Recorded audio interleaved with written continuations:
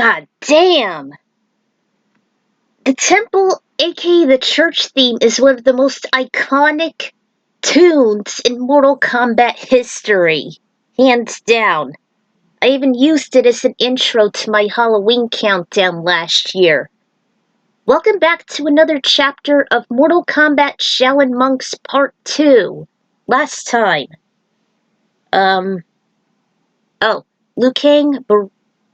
Liu Kang, Sonya, Jax, and Kitana have just entered the bridge and fought off the Tarkatan hordes, led by Baraka and Mileena.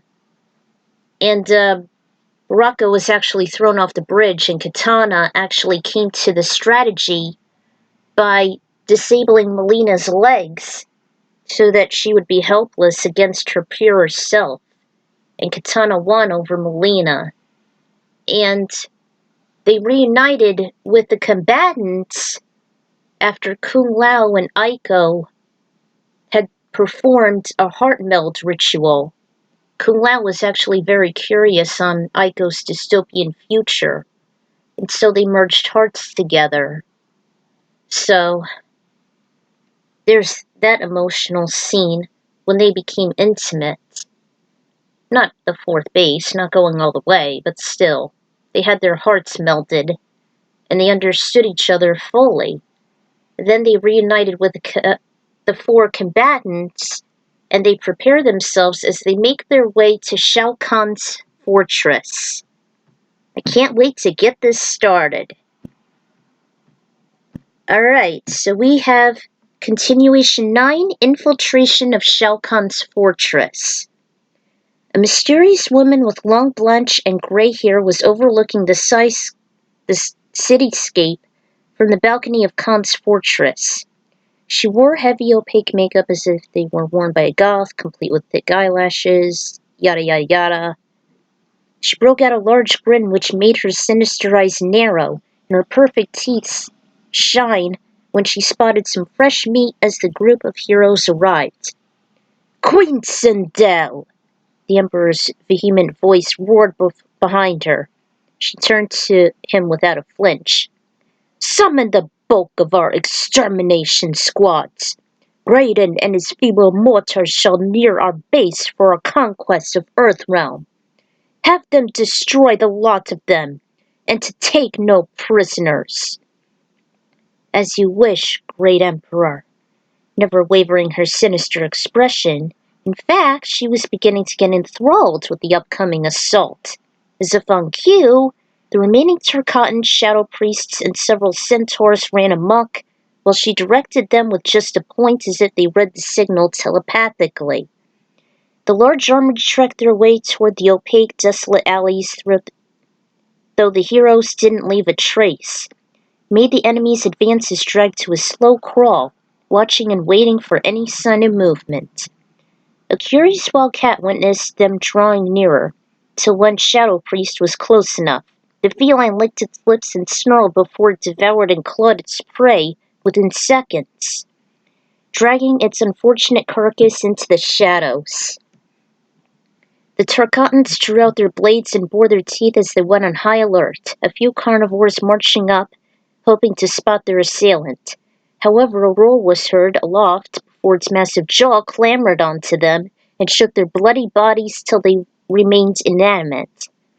More Tarkans approached the fray only to have themselves decapitated by a bipedal serpentine creature, which its jade skin nearly blended in with the shadows, while a ravenous red wolf ran up and mauled over other unfortunate Tarkan.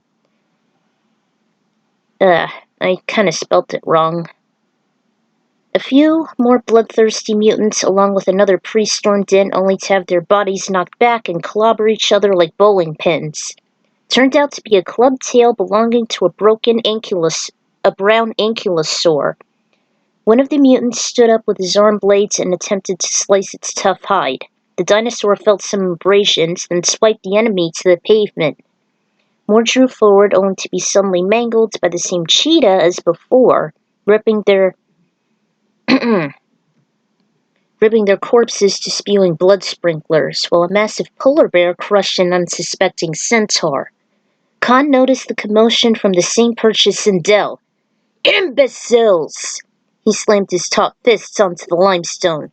Exterminate those animals! Those beasts shouldn't be this tactful. Unless they are our prey, those meddling mortals! Crush their souls in a dispersed fashion. They must not enter my lair and thwart my plans. Go! More enemies led the charge, as did the humongous dragon and cheetah running in, which, as you know, was Liu Kang and Kung Lao. Some were quicker than others, as the most bulky Animaliries were slower, while the tinier ones remained in the rear, since they wouldn't be trampled. Each of Khan's men and Raiden's followers took a chunk out of each other during the fierce melee. The free-for-all was so chaotic that it was difficult to tell which side was falling, though it seemed the Animalities had the upper hand in the cluster of bloodshed. Even the Shadow Priests were foolish enough to have their lightning stun their militia before being severely mangled. Not everyone was so fortunate. A few vulnerable animalities, such as the small mulling white rabbit or the skeletal rhinoceros, weren't too much of a match, just a nuisance. The weaker creatures eventually turned into their bipedal human counterparts, one by one. Yet the stronger combatants still kept at it. The hawk herself was one of the most constant in battle, but she was little match as the priests blocked her from in the air, or shocked her, striking the predatory bird down and forcing her to change back after a few hurtful rolls. Her lion partner's hide was thick enough to cushion some of the shocks as he charged in, pounced and ripped the priest's robe into rags. At one moment, the dragon picked up the white rabbit before he flung it to an open enemy, ripping apart its face directly. As time passed, some of the enemies were strategic enough to gang up on one fighter, causing him to lose his animality and revert to his human vessel. They sustained their injuries once they did, including bouts of deep flesh wounds, aching muscles, and loss of energy, amongst other symptoms. The more resistant and massive animalities were durable enough, even the dragon and T-Rex. As the ankylosaur became vulnerable, she reverted into Aiko once more, and her cheetah partner saw the struggle. He subconsciously urged himself to change back, which worked, and came to her aid. Aiko was still too exhausted to utilize her cardiokinesis, and so Kung Lao took on the few stragglers. He held her up before Aiko screeched his name. A lone centaur approached the helpless duo, till he was halted by a neon-green tomahawk. Nightwolf reverted back from his canine form, and he and Lao urged Aiko to lend their hearts to her and restore their stamina. While each combatant turned back, they still persisted through the defense lines. When Kitana broke free and saw an opening, her gaze was set upon the shady succubus. Her breath was caught in her throat as she recognized her. Mother? All she did was disappear within the balcony, and the Edenian gave chase. Liu Kang soon witnessed her hurry. Kitana!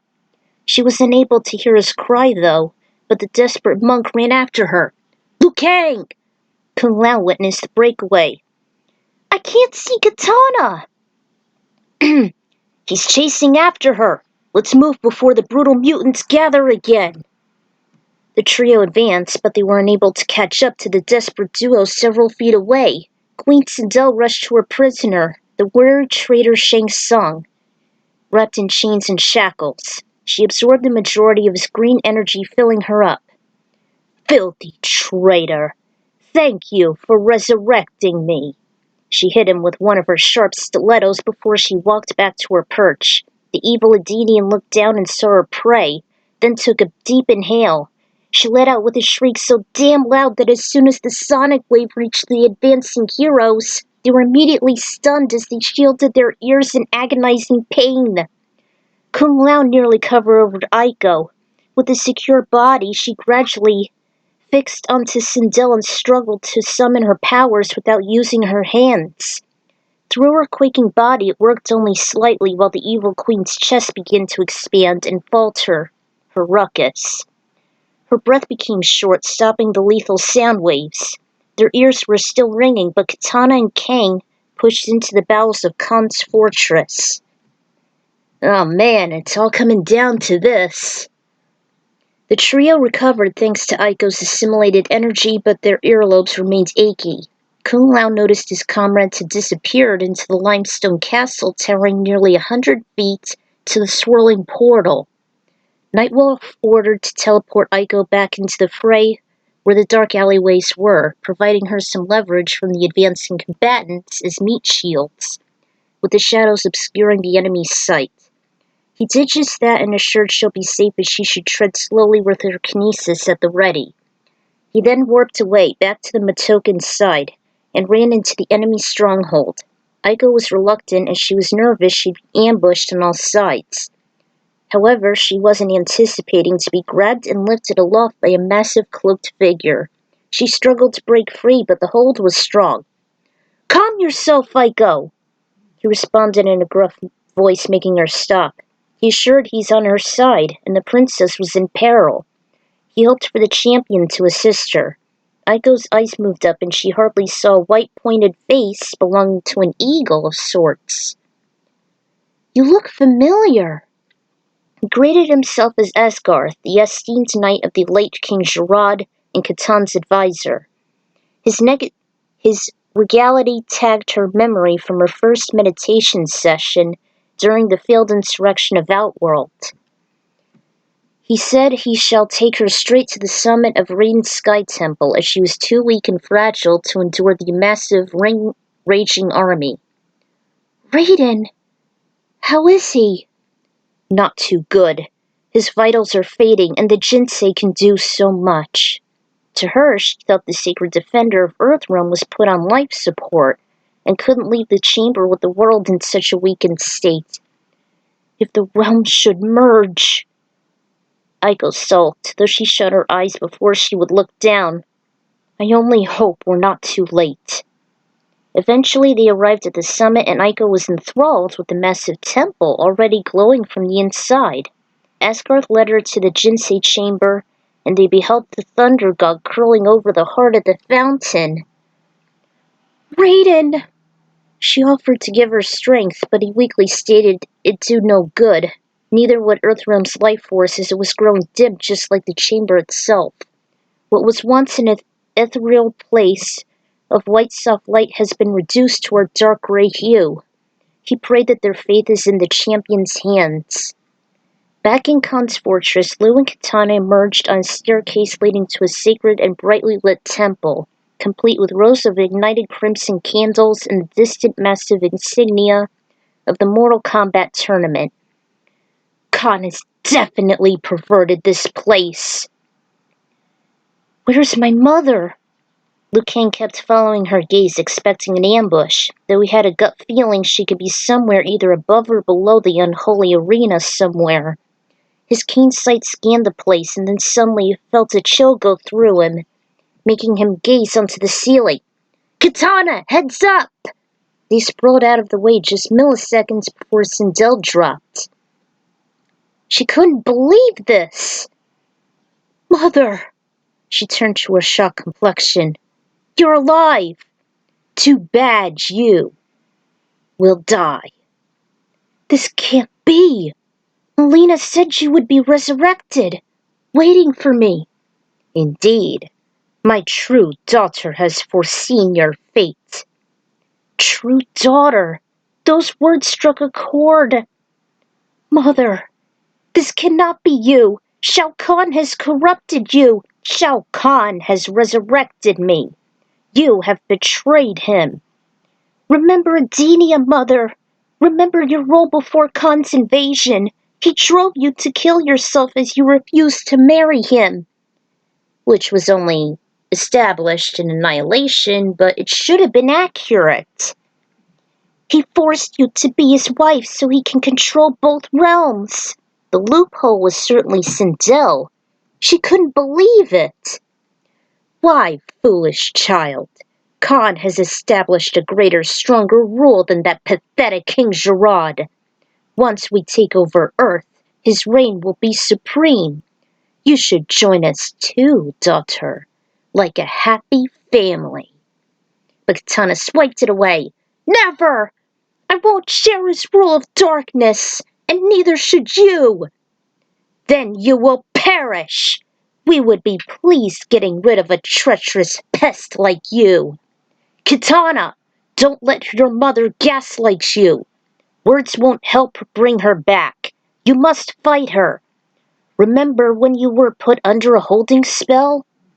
Lu's mind flashed to the lethal 2-on-3 fight as he and Kung Lao battled the warring women consisting of Jade, Kitana, and Melina in the Outworld Tower, then giving her a hand as she recollected her normal self.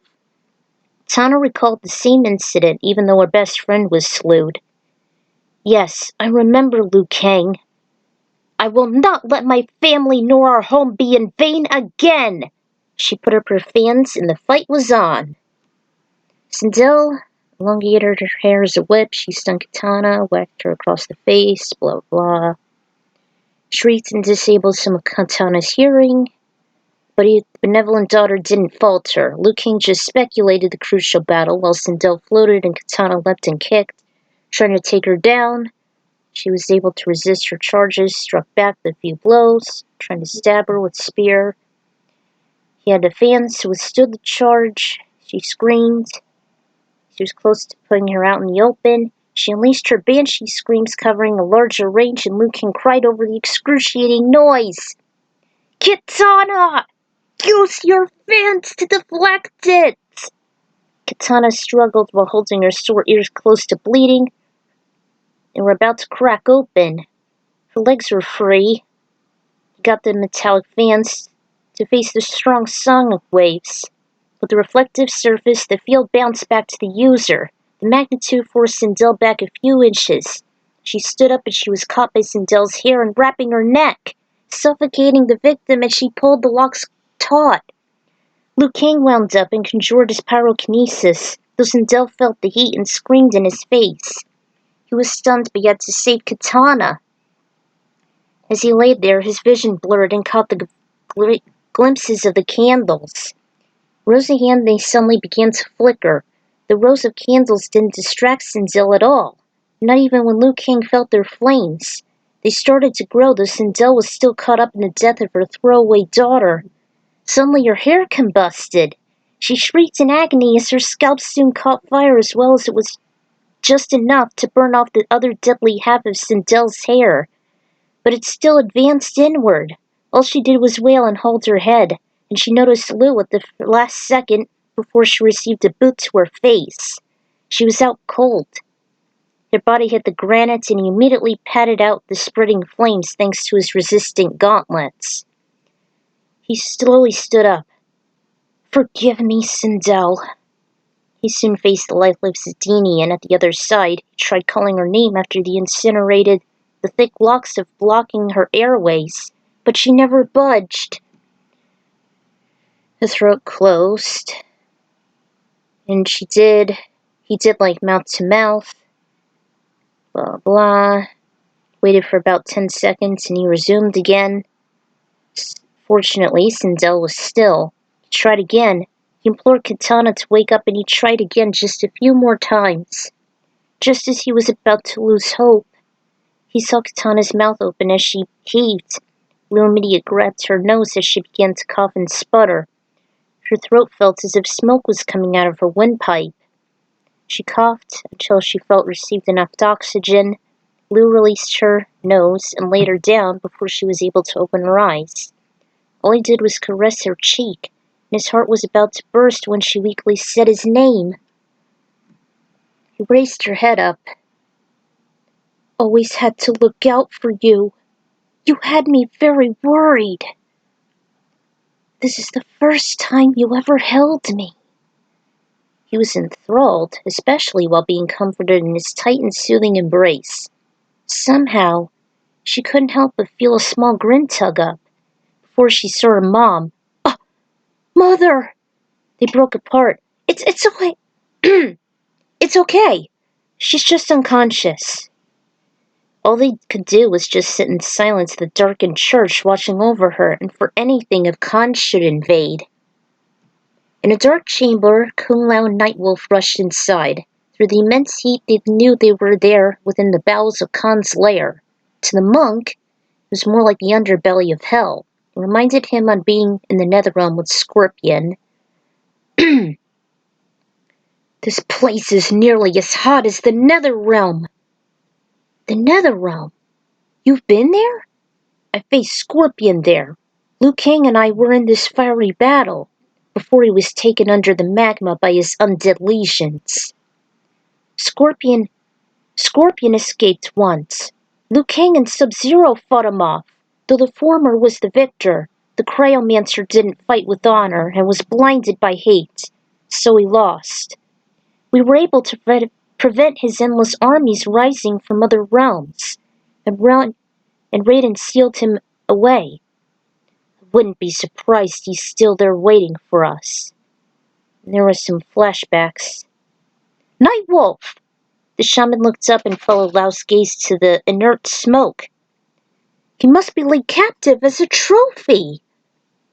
I have to rescue him. Sub-Zero depends on it. Kung Lao, wait! The monk still ran to the slippery edge of the floor, tossed his razor-rimmed hat onto the chains. Nothing happened. Lao tried again, but the same thing transpired. He then turned it and decided to teleport onto the distant pillar. He used his Fists of Ruin a few times, but to no avail.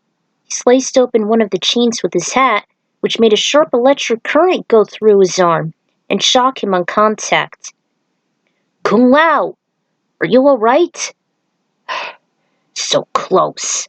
I'm not able to cut through. Kahn must have protected this spot with some defense mechanism. As long as Kahn lives, I'm afraid he cannot save Smoke. His magic is just too lethal. We can't just leave him. I'm afraid we don't have a choice. He has been expecting us. Defeating him in combat. It's the least we can do. The Shaolin regained his composure, taking in the wise man's words. He turned to Smoke with a somber expression before he hung his head in defeat and teleported back. What is it? The darkness. It's there! The fighters ascended to the Dark Temple and saw Kitana and Liu Kang watching over Sindel. They were relieved the pairing made it. The shaman became uneasy as he sensed the corrupt soul within the queen. Kung Lao offered to finish her. No!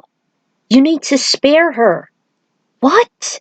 She may be Khan's queen, but we have to keep her alive. I should know. I lost my younger brother, which drove me into the first tournament. I was chosen too, but I refused to go, till Raiden gave me the task to disable traps. She is Khan's slave. She must be slewed. Igo said she was the one who killed a lot of us, and we were then turned into revenants. Everyone was disheartened. Liu Kang is right. Kung Lao was about to object. I know your mind is thinking she's one of Khan's servants, and I do sense darkness in her. But you must also listen to what your heart tells you. Igo certainly did. How would Kitana feel if she were to lose her mother again? All right, I will spare her at the moment, but don't let your guard down. Liu and Kitana were relieved at the partner's change of reasoning. The immense power is just ahead. I'll stay with Kitana for a while, Nightwolf. I'll go with him. Besides, these two got some catching up to do. Let's go. I'll be waiting. Oh, good, I'm almost done. The two left the pairing behind, and for once, Kung Lao wasn't even fazed about Liu's attachment to Kitana anymore. Unlike Armageddon, the underbelly of Khan's lair was unable to access the Netherrealm unless Outworld and Earthrealm should merge. And there are the songs for that. Blah, blah, blah, there's a lot here, but I can't play them due to copyrights. Damn it, YouTube. When I was young, I was always fascinated the temple to be associated with either Liu Kang or Shiva. I don't know why, but maybe it's the environment and the regal red located throughout the sword of that sort of reminded me of them. It's quite surprising that Kahn has an area of worship dedicated to him, as well as having it perverted into evil within his fortress. The SNES version I grew up with hits hard, so much so that I used it as an epic intro to my Halloween top 10 I made last year. You guys should look it up. I'm pretty proud of that list, even though I made a few errors. At least there was one thing Annihilation did right to have Kitana and Sindel reunited after the last battle. It seemed better that way, especially since I know I'm losing a mom personally. Case in point, mine at age 12. Besides, counting the epic movie, Liu Kang lost his brother and his fellow family too, even stating that to Jax in Defenders of the Realm. It was also nice to see all the Animaliries at once clashing against the extermination squads. Told you in previous episodes, Nightwolf had a plan on using them. At this rate, I think I've about 3 more episodes to go, so stay tuned for them. Until then, this is the Ikran Writer signing out, and I'll see you guys later.